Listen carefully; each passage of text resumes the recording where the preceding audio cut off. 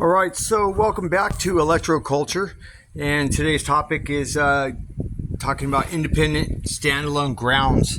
So we have a 6-gauge stranded wire that goes all the way up to the top floor there of the window. And remember, better the ground, uh, the better the bond, the better the connection, the lower the resistance. And I say bonding the ground because a lot of people say, oh, I got to ground the wire. No, grounding is a totally different definition. Bonding is mechanically coupling two metallic objects to a structural element. So in this case, we bonded the ground wire, the 6-gauge ground wire, using a bonding clamp to the chain link itself on the galvanized side. So we scraped off any of the oxides, and we went ahead and I went ahead and modified the grounding stake here. It's about a 6-foot rod, and I ran a peripheral off of that and wire, bonded it to this wire here, and I drove it into the ground with these stakes here and here, holding this wheel in place.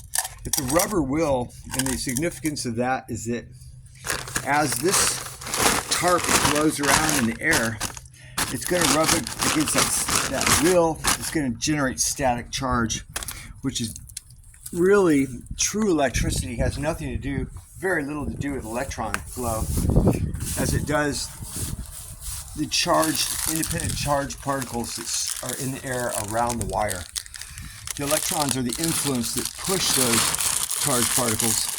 Like for instance, right here, I have some mylar. I got a piece of mylar I found in the ground. It's mylar inside and out. It's perfect for gathering electrostatic charges. As well, I stacked a couple bigger rocks that are more anatropic materials we covered earlier than isotropic. And if they don't necessarily follow Ohm's law, the electrons go where the electrons want to go. So in this case, we're just going to tuck some of this mylar down into the earth, into this rubber right here, and aiding with a little bit more electrostatic free charge particles. As the wind blows, this mylar is going to randomly rub up against that rubber tire, which is going to cause additional electrostatics. It'll couple over to the tarp. The tarp couples over to the 6-gauge wire. I even added in a couple extra twists or turns of coil to head up to the bedroom window there. Now that's about 10 foot. And for every 1 foot of space, or 3 foot of space, you've got about 100 volts that are going to be pulled from earth ground, going straight up, and it'll be accessible up there on a collector plate and through a DC electrolytic type capacitor. So we've checked the grounds, things look good. We bonded it in a few different places. We've added some extra electrostatics, and I even pulled the weeds around here so we can kind of gauge what kind of growth there is on the other side right now existing and on this side. And then something else I thought was very interesting were these ivies that are growing on here. You see these little coils?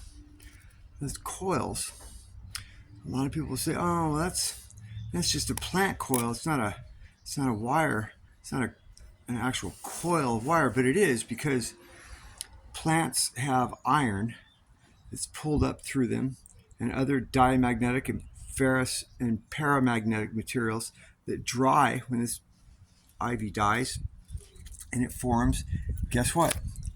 An electrical coil. And these coils blow around in the wind, and they collect charged particles. And inductors, inherently being inductors, they resist the flow of current.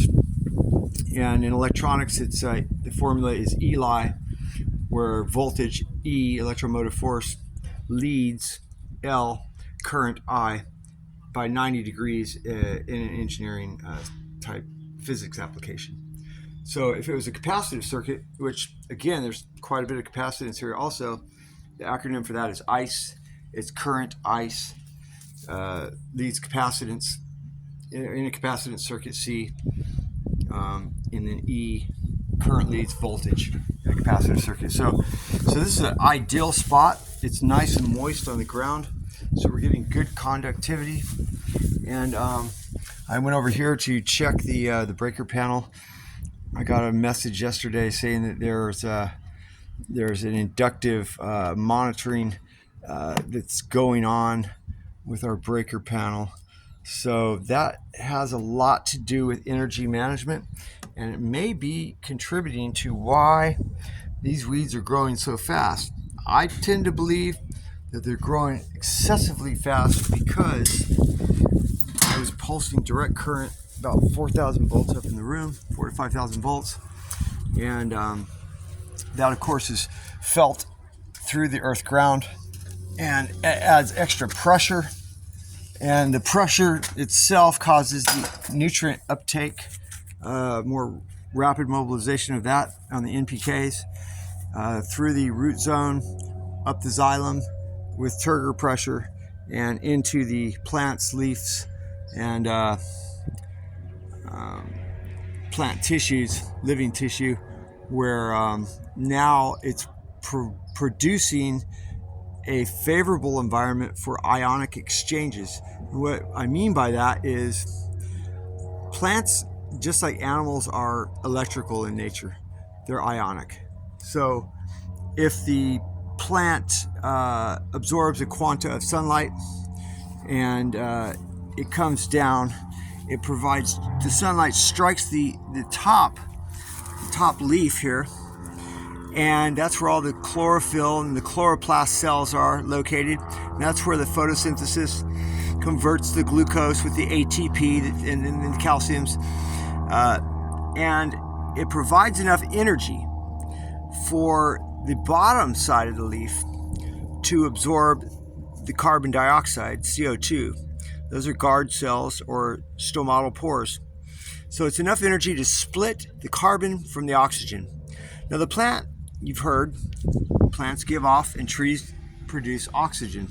So what happens is that the light quanta of energy strikes the top surface, splitting the atom or the molecule. It keeps the carbon because all living things are carbon based. They're the building blocks of life. The more carbon absorption it has, the faster the plant grows.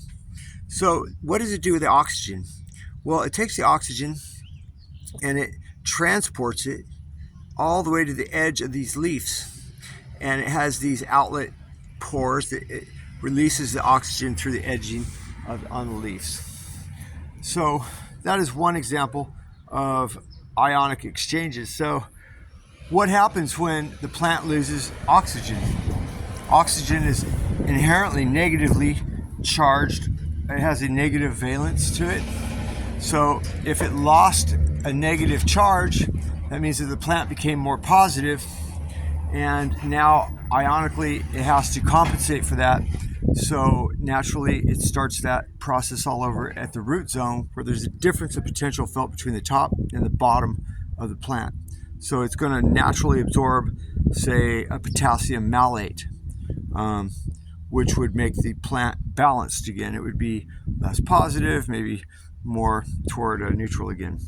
But the plant constantly goes through this differences of electrical potential, and that's what causes the difference of pressure or vacuum in a plant in the xylem or phloem tubes, and it allows for the nutrients to be and the water to be pulled up from the earth ground through the plant leaves, structures, stems, and all that stuff, capillaries, and ultimately to the very top of the plant, where more sunlight strikes it, and it repeats this process all day.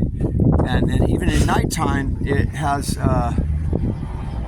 photosynthetic effects called light photosynthetic effects. During the daytime, most of the dark interactions occur, which is non-intuitive until you understand what light and dark interactions are. We'll get more into that on another video. But for now, I think bonding, making sure that ground is good so that the plants are feeling that electrical pulse of energy. Also, I'm capturing about 400 or 500 volts up there at the top of the window, just atmospherically from earth ground. So Coulomb, there was a guy named Coulomb who said that for every cubic meter of space there exist 400,000 coulombs of energy, and that roughly translates to about 100 volts. 100 volts, it could be alternating current or direct current. So that's where we're at, and hopefully you guys enjoyed this video, and we'll be shooting some more here real soon.